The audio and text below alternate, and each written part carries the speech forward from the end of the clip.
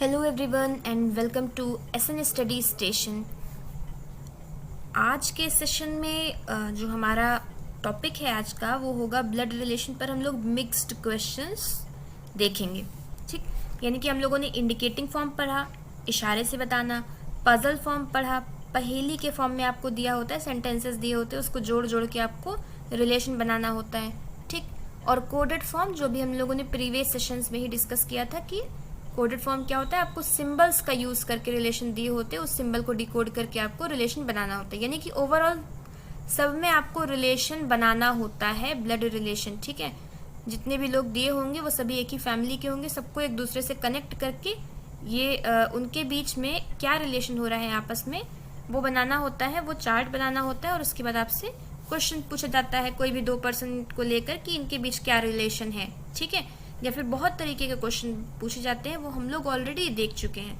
तो previous session अगर आपने नहीं देखा है तो पहले वो सेशन ज़रूर देख लीजिए, उसके बाद इस वीडियो पर आप आइए, क्योंकि यहाँ पर हम लोग मिक्स्ड क्वेश्चन देखेंगे। यहाँ पर हम लोग कॉन्सेप्ट नहीं डिस्कस करेंगे क्योंकि वो हम लोग ऑलरेडी देख चुके हैं। तीनों फॉर्म से रिलेटेड जो भी क्वेश्चन बनेंगे किस तरह के, अब आप लोग पहचानना भी ऑलमोस्ट जान ही गए हैं। ठीक है, सारी चीज़ें आप लोग जानते हैं, बस जो भी मिक्स्ड क्वेश्चन होंगे वो हम लोग इस सेशन में कवर करेंगे, कुछ और क्वेश्चंस को प्रैक्टिस करेंगे। सो स्टार्ट करते हैं आज का सेशन। और सेशन को शुरू करने से पहले इसे शेयर ज़रूर कर दीजिए और लाइक कर दीजिए। ठीक है, ओके। तो फर्स्ट क्वेश्चन हमारा है ये, फर्स्ट क्वेश्चन आपकी स्क्रीन पर है, इसे देखिए। और कोई भी क्वेश्चन आपके सामने आता है तो आप वीडियो को पॉज करके पहले खुद से सॉल्व कर सकते हैं। ठीक, उसके बाद आप चेक कर लीजिए कि आप सही है या नहीं। ज़रूरी नहीं है कि आप हर एक क्वेश्चन को देखिए। ठीक है, आप उसे पहले खुद से कोशिश करिए, क्योंकि अब तक इतने सारे सेशंस हो चुके हैं ब्लड रिलेशन के कि आप लोग आई थिंक सॉल्व कर सकते हैं आप क्वेश्चन। तो यहाँ पर दिया हुआ है, यहाँ पर पजल फॉर्म है। ठीक है, कोडेड फॉर्म तो हमें तुरंत दिख जाता है, नहीं है। ठीक है, इंडिकेटिंग फॉर्म भी नहीं है कि ए ने बी की ओर इशारा करके कहा, इस तरह से भी नहीं है। यहाँ पे पजल फॉर्म दिया हुआ है, सेंटेंसेस दिए हुए हैं, जोड़ जोड़ के रिलेशन बनाना है। सबसे पहले है ए इज फादर ऑफ सी, ए सी के पिता है। ठीक है, तो ए सी के पिता हो गए। But C is not his son, but C उनका बेटा नहीं है तो बेटी हो जाएगी, सिंपल। सी उनका बेटा नहीं है बट उनका चाइल्ड है तो बेटी हो जाएगी। ठीक, E is the daughter of C, अब सी की भी बेटी है E. F is the spouse of A, F A का स्पाउस है यानी कि जोड़ा है, तो अगर ए मेल है तो एफ फीमेल हो जाएगी, उसकी wife. B is the brother of C, B जो है वो सी का भाई है, सी का भाई है B. D is the son of B, D B का बेटा है, डी बी का बेटा है। ठीक है, बेटा है तो male. G is the spouse of B, अब बी का जो स्पाउस है वो जी है तो जी फीमेल हो जाएगी, उसकी वाइफ। ठीक, और लास्ट दिया हुआ है H is the father of G, H G के पिता हैं, तो एच जी के पिता हैं तो यहाँ पर आ जाएंगे एच मेल। सबका जेंडर क्लियर है यहाँ पर। ठीक है, अब क्वेश्चन पूछा जा रहा है who is the grand mother of D, D की ग्रैंड मदर कौन है, तो डी के मदर और फादर है बी और जी।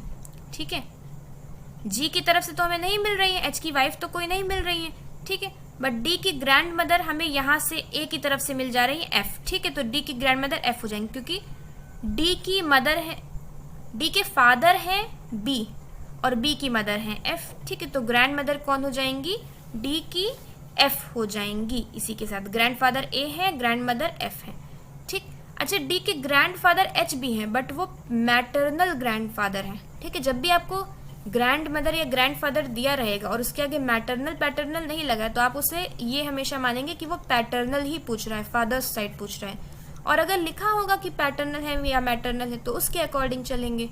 ओके, ठीक है, तो आई होप कि यहाँ तक की चीज़ें आपको क्लियर हैं। अब चलते हैं आगे नेक्स्ट क्वेश्चन पे। ये रहा दूसरा सवाल। अच्छा, वही सेम क्वेश्चन है क्या? हाँ, वही सेम क्वेश्चन है। आपको बताना है कि who is the son of F, F का बेटा कौन है, देख लीजिए। तो एफ का बेटा है, एफ के दो बच्चे हैं सी और बी, जिसमें से बी जो है वो एफ का बेटा है, तो बी ऑप्शन नंबर ए के साथ यहाँ पर जाएंगे। अब चलते हैं अगले सवाल पे। ये रहा अगला क्वेश्चन, ये नया क्वेश्चन है, इसे सॉल्व करते हैं, पजल बनाते हैं। ये भी पजल फॉर्म ही है। ठीक है, पजल फॉर्म सबसे ज़्यादा पूछा जाता है। यहाँ पर क्या हो रहा है, यहाँ पर है P is the son of Q, P Q का बेटा है, इस तरह से हो जाएगा। While Q and R are the sisters to one another, दोनों एक दूसरे की बहनें हैं। Q और R दोनों ही एक दूसरे की बहनें हैं, ठीक है, are sisters to one another। T is the mother of R, T जो है वो R की माँ है, तो T जो है वो Q की भी माँ हो जाएंगी, इस तरह से।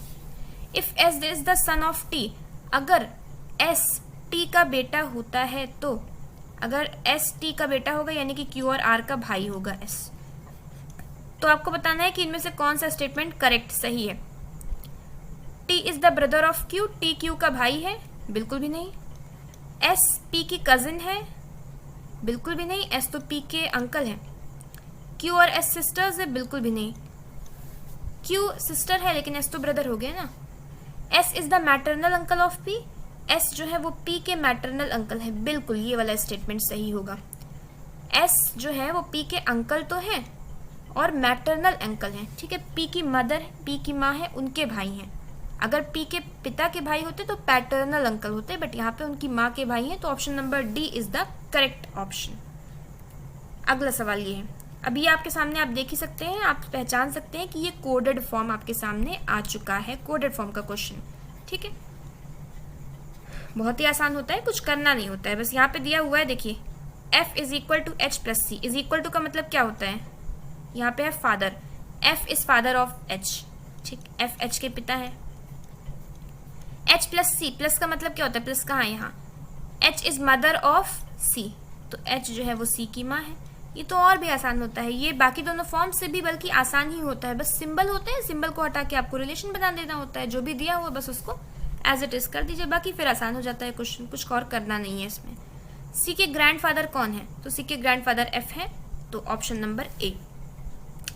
अगला सवाल, ये कोडेड फॉर्म नहीं है, ये पजल फॉर्म ही है अभी, ठीक।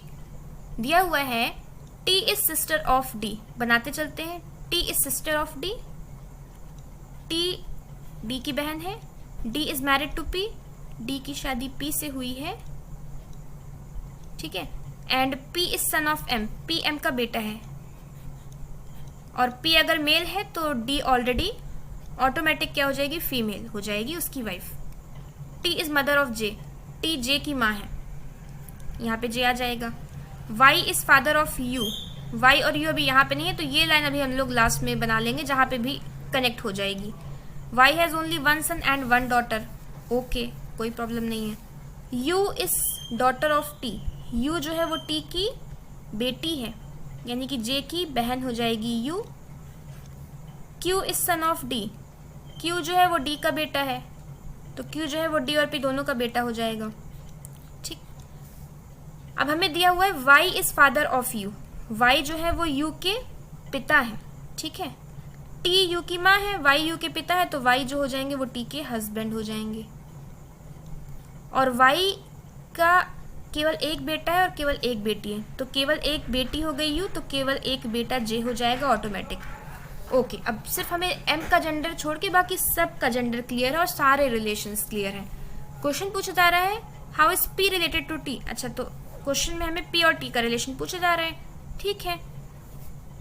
तो P का T से क्या रिलेशन है, P जो है वो T की, P जो है मेल है, P T के ब्रदर इन लॉ है, ठीक है, P जो है वो T के ब्रदर इन लॉ है, T की बहन है, उसका हस्बैंड है P, तो P जो हो जाएगा वो T का ब्रदर इन लॉ हो जाएगा। अच्छा एक चीज़ और ध्यान दीजिए, जब भी आपको इस तरह का क्वेश्चन आए, पजल फॉर्म आए, तो आप देख लीजिए कि आपको किसके किसके बीच रिलेशन पूछा गया है। P और T के बीच पूछा गया है, हो सकता है कि आपको पूरा पजल बनाने की ज़रूरत ना पड़े, जैसे ही P और T बन जाए बस उनके बीच रिलेशन देख के बस वहीं से आपका आंसर भी आ जाएगा, पूरा बनाने की ज़रूरत नहीं है, यहाँ से आपका टाइम सेव होगा। तो ये आखिरी सवाल था। अब ये क्वेश्चन जो है वो आपके लिए होमवर्क क्वेश्चन है और आसान क्वेश्चन है, आई थिंक आप लोग सॉल्व कर लेंगे, कोई प्रॉब्लम नहीं होगी। So thank you so much for watching, और फिर से मिलते हैं अगले सेशन में, ठीक है। सो तब तक के लिए पढ़ते रहिए और जो भी आपके डाउट्स हो वो आप कमेंट करके ज़रूर बताइए।